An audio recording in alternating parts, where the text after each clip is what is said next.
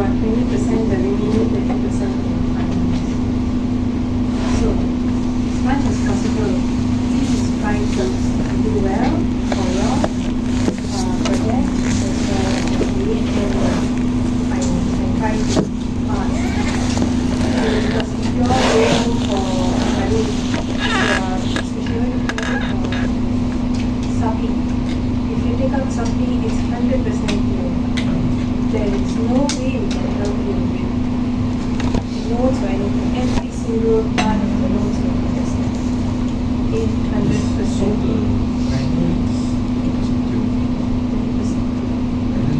You know, 50% will be practical as well as theory. Not just the entire leap from your validation.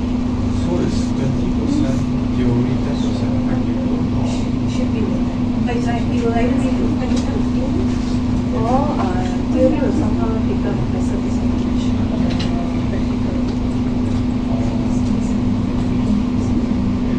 So for practical also, right, all you have to do is just 1 or 2 days before the exam, look through the practicals from practical.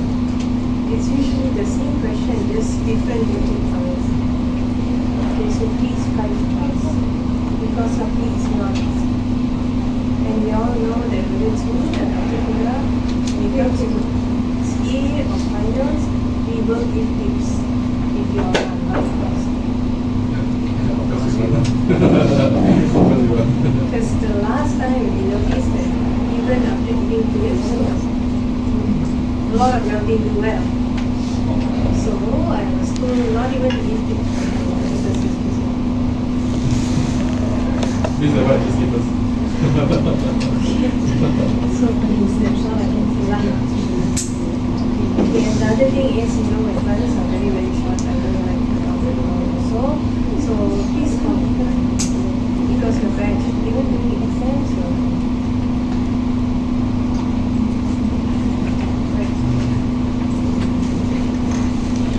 Okay, let's move on to lecture 2, basically basic coding structure. Remember I told you all in the previous class we are mainly focusing on, okay? So we will be covering all these important things, amino acid, what is peptide function animals, what is functional salt, and 4 different ways of like 4 basic levels of structures and all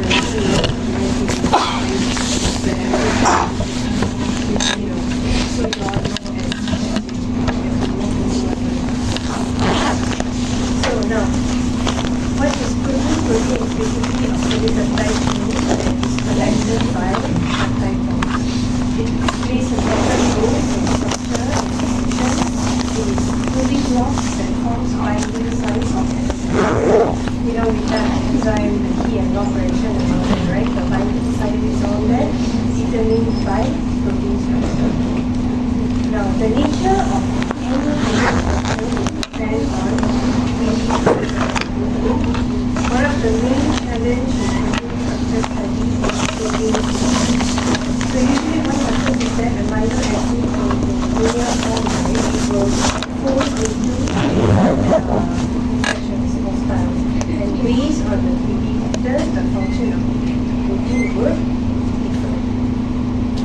Okay? Now, why are we focusing mainly on protein? It's because they are central to all living things. They make up 15% of the cell, and they have many functions in the cell.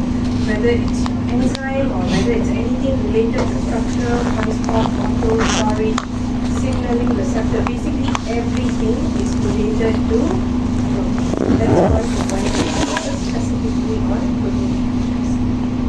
Okay? Even as I mentioned in the previous class, even when it comes to drug discovery, what we look into is protein structure. Okay? So, these are some of the examples of protein functions. Catalysis, almost all chemical reaction in living cells are catalyzed by some kind of protein enzymes. So, whatever enzymes or even hormones we talk about, right? When people tell you hormones and enzymes, they are all proteins. Okay? Now, they are also important for protein. Some of the protein transport various substances such as cell and so on. In information transfer, like carrying signals through your body, to your organs, to your muscles, and so on, as a regulator as well as for growth and function of organisms. So you all know the central dogma of biology, right? It starts from DNA and then it goes to transcription, which then becomes RNA, and then this RNA is actually transcribed into. Okay, so when someone tells you central dogma, it's just a DNA transcribed to RNA, RNA transcribed to protein. Okay? Now, as I mentioned before, protein is basically a long polymer with thousands of amino acids. You know, a few amino acids is what makes up the protein, right? So, all amino acid molecules consist of a few important, a few important components. First things first is amino or a carboxyl functional group, one hydrogen atom and a side chain of R group which is specific to each of the amino acids. So whichever amino acid you see, it will definitely have an amino group, it will have a carboxyl group, and it will have a hydrogen atom. The only thing that differentiates from one amino acid to another is the R group. We call it the side chain of R group. Okay, different amino acids will have different R groups, right? Now, folding with certain patterns will determine their functions. Okay, now this is how amino acid look. You need to know how to draw this picture. It's very simple. Okay, so remember it will have hydrogen atom here. It will have amino group and it will have a carboxyl. And then it will have a side chain or a R chain. So different side chains R will determine the properties of, you know, we have got 20 different, when someone tells you amino acid, we've got 20 different amino acid, right? So what differentiates between all these 20 different amino acids is this side chain. Only this one will differ. The rest of it is constant. Okay? Now, you don't need to know all this, I'm just showing. Okay? So can you see the blue ones here? These are all the side chains. Different amino acids will have different sequences. Okay? Alright. So, as usual, we have 20 standard amino acids. Again, you don't need to know the table, you don't need to memorize anything. Plus, we have 2 amino acids which is rare. Why it's rare? It's because, can you see at the bottom, stop codons?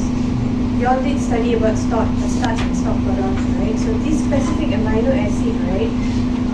Amino acid is basically made up of an arrangement of 3 nucleotides, right? 3 nucleotides makes up an amino acid. So for this particular rare amino acid, it is made up of stop codons. That's why we call it rare. Plus, it's only found in certain organisms, not all of us. Okay? So, you just need to know the names of both of these rare amino acids. The rest you can just read through and you don't need to memorize. Okay? Now, different protein structures will have different physical chemical properties. There are several different interactions that stabilizes the 3D structure of protein. When amino acid folds itself forming a 3D structure, we need a lot of different elements to make sure that this 3D structure stays intact. Okay? Now, to be able to do that, we need all this. We need disulfide bond, we need hydrogen bond, we need ionic interaction, which are basically attractive forces between positive and negatively charged ions, just like magnets, and we need hydrophobic interaction, which will determine if a specific protein can basically interact with water or not. If it's hydrophobic, then it cannot interact with water. If it's hydrophilic, then it can interact with water. Okay, so these are the 4 important interactions that is very crucial to stabilize the 3D structure of the protein. Okay, now looking at classification of amino acid. Now, amino acid have got different classification system, but we're going to focus on 2 things. One is how are they classified based on polarity, and how are they classified based on the structure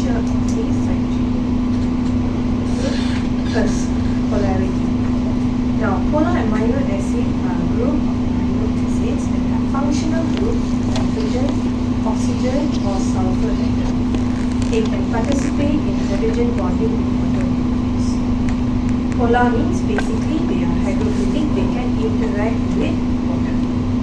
Alright? Non-polar means they are hydrophobic, they cannot interact with water. So what they do is that they cluster together. Since they cannot interact with water, they will form a structure, and in the middle they will cluster together so they can avoid the water molecules.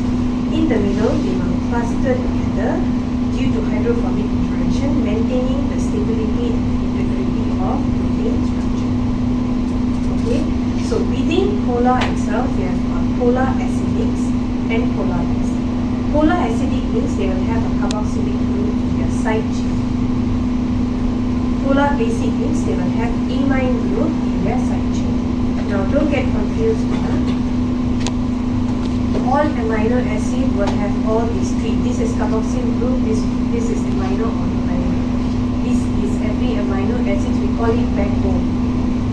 Now when it comes to polarity, only this thing will change. If it has a carboxyl group, then it's different. If it has a amino group, then it's different. Okay? So, based on this table, we have got 4 different classifications. You can try to memorize 2 amino acids for each of these classes. Just in case if you get asked any question in your SAQ or just to watch. Okay? Now, this is classification of amino acid based on the structure of side chain, which is the R group at the bottom. You see?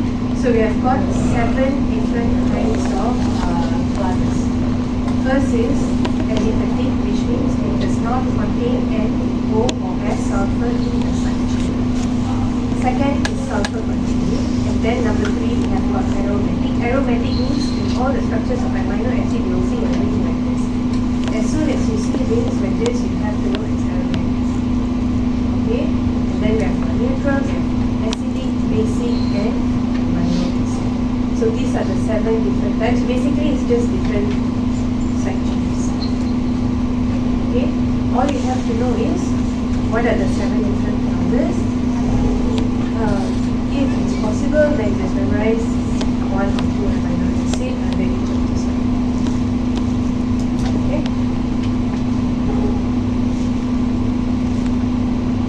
This is just to show you how the 3D structure of each of the amino acid looks like. Right? Okay, essential and non-essential amino acid. This is something that we have already learned even as high schoolers. Essential amino acid is something that our body can use. Non-essential amino acid is something that we will have to get from diet. Okay, so you don't have to memorize it. It's just what's essential. Okay. Okay. Now, what's amide or peptide bond? Both means the same. Amide or peptide bond are the most prevalent structures found in organic molecules and various molecules, including nucleic. Chemically, a covalent bond can be formed between a carboxyl group of one amino acid and amino group of another amino acid. And this is called amide bond or a peptide bond. It basically occurs between 2 amino acids during synthesis of peptide. So, individual amino acid comes together in a chain to form your primary, tertiary, secondary, tertiary structures, right? For one amino acid combined to form a polypeptide chain, you need this amide or peptide. Okay, so it will combine one amino acid's carboxyl group to another amino acid's amine. Basically, to bridge this amino acid together for the that's it. Okay. So, how it usually does is that, for example, let's say you have 2 different 2 amino acids, so that's the same one or the different one. Each of the amino acids have got their backbone, which is carboxyl group, hydrogen, as well as their amine group. So what happens is that one water molecule is removed from 2 of these amino acids, each group of. Okay, by removing this, a peptide bond will be formed in the middle. Okay. this is how you get your polypeptide chain formation. Okay, any questions?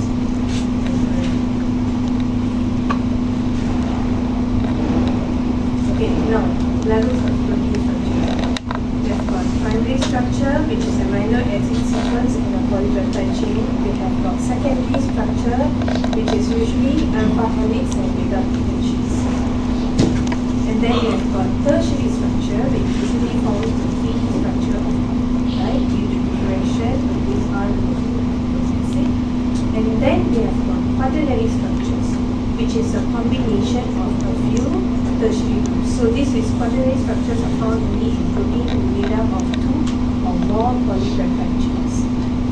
Most of the protein will only be up to tertiary structures. Only some protein that combines more than 2 polypeptide chain will have quaternary structure. Okay? Now, primary structure, as I mentioned, linear polypeptide chain formed by amino acid molecular sequence. And then we have got secondary structure, which is formed by hydrogen bonding in polypeptide chain. These bonds will cause chain to fold and coil in 2 different configurations, which is alpha helix and beta. Okay. Now, for alpha helix, protein turns like a spiral. An example is fibrous. So usually, if you notice, alpha helix will be spiral. And to maintain the shape of the spiral shape, all you need is hydrogen bonding information. And then you have beta pleated sheet, whereby protein folds back on itself as in a ribbon. Example is granular. And as I mentioned before, hydrogen bond is formed to stabilize the protein molecule. Okay? And then you have tertiary structure, which describes how regions of secondary structure folds together to form a 3D arrangement. So a few polypeptide chain, including alpha helix, beta sheets, and all that, they have several loops and folds in between them. They basically fold themselves into a chain.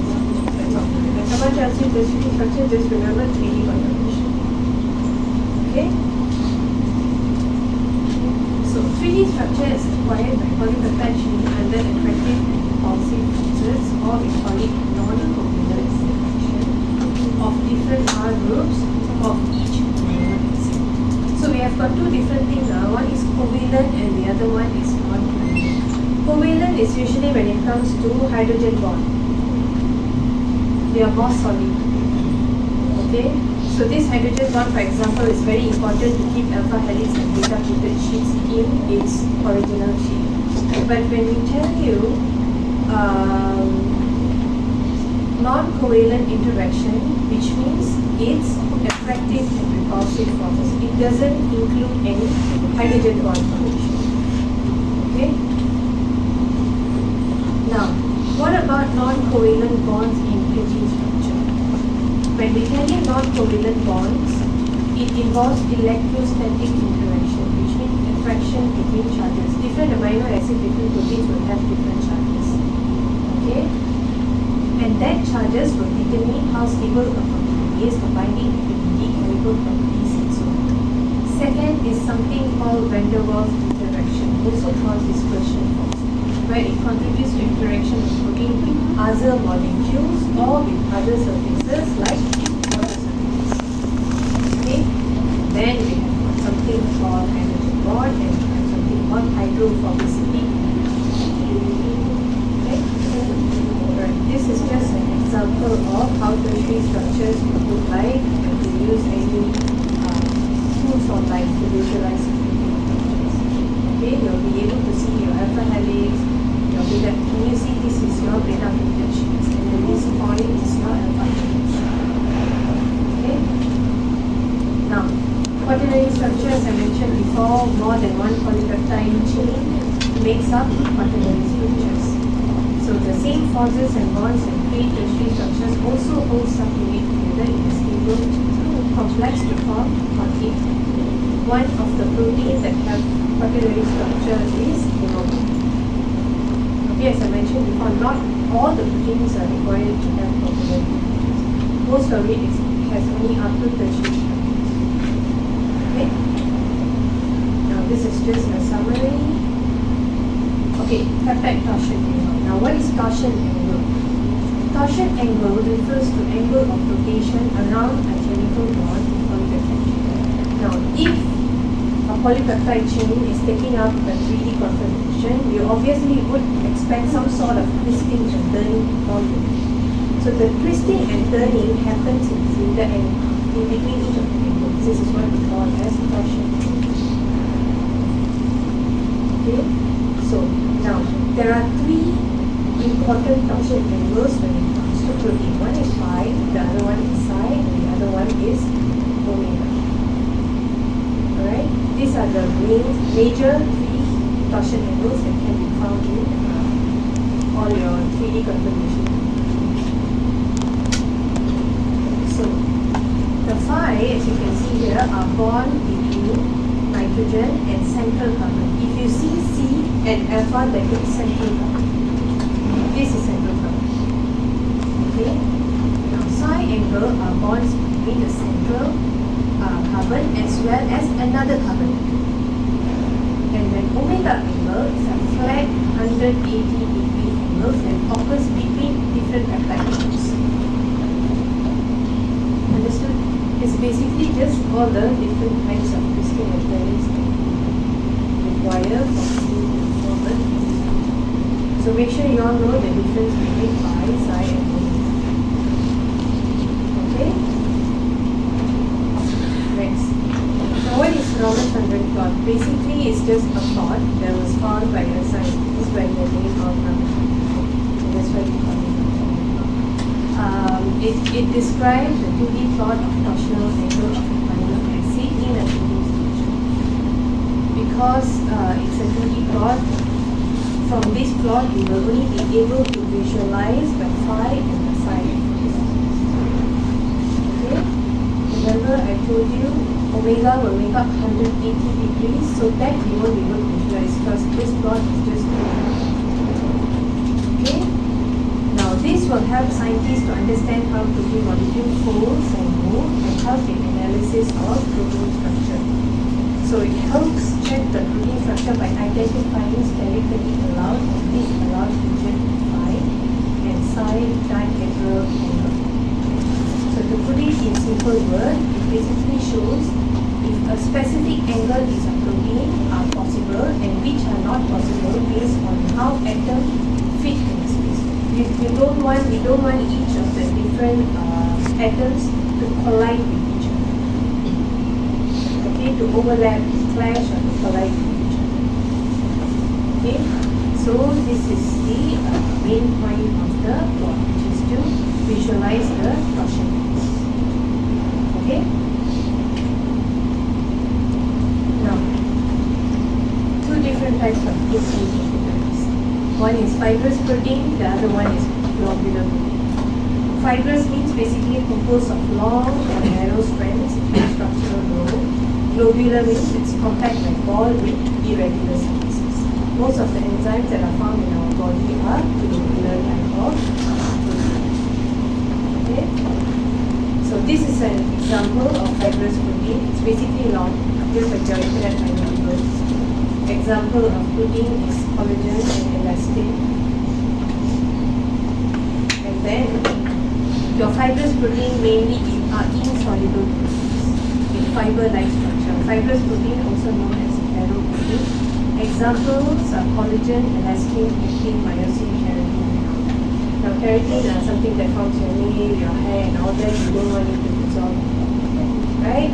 So these are all insoluble, and it comes under the category of fibrous protein.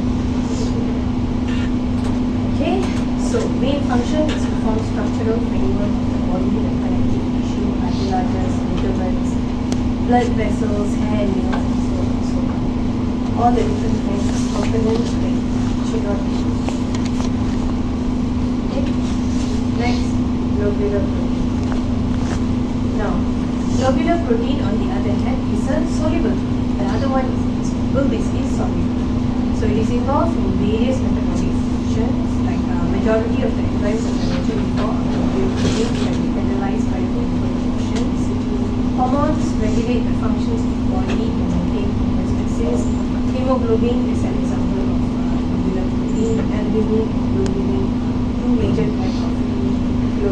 protein which is present in the blood. Okay, these are all different examples of protein. Now, this table is something that you might want to memorize. Okay? So, summarize. For molecular bonding, understanding the amino acid structure and their properties are very important. It can be studied by looking at primary, secondary, tertiary, quaternary structures. Each of the polypeptide chains will have 3 different ligand torsion angles, and different side chains of each of the amino acid will determine the amino acid property as well as its structure. Now, this lecture or most of the upcoming lectures are basically very, very theoretical. All you have to do is memorize. As long as you all can explain, you don't have to, of course, memorize word by word. As long as you all can explain, as long as it makes sense, you will get the marks. Okay? Like I said, my classes are short and done. Let's see you for the next session.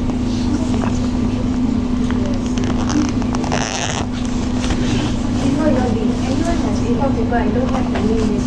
Can you all just write down the